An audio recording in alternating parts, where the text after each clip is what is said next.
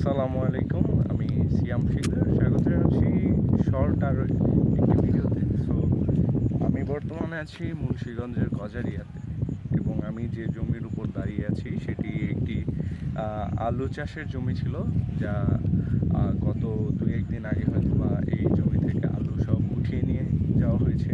কিন্তু একটা মজার জিনিস দেখুন, এই এগুলো হচ্ছে কি হলো আলু গাছ। তো এর ভিতরেও কিন্তু এখনও কিছু ছোট আলু বা বড় সাইজেরও আলু হয়ে গেছে, যেটা তারা হয়তো বা লক্ষ্য করেনি।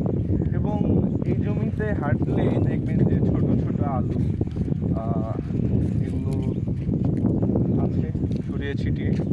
তো আলু চাষের পরবর্তীতে এই এই যে যেমন দেখুন, জমিতে কিন্তু হিউজ আলু থাকে, যা গরিব মানুষ বা এই দিকের স্থানীয় মানুষেরা, যা পরবর্তীতে হচ্ছে কোদাল দিয়ে কুপিয়ে তারপর হচ্ছে গিয়ে এই আলুগুলো কালেক্ট করে তারাও বাজারে নিয়ে গিয়ে সেল করে।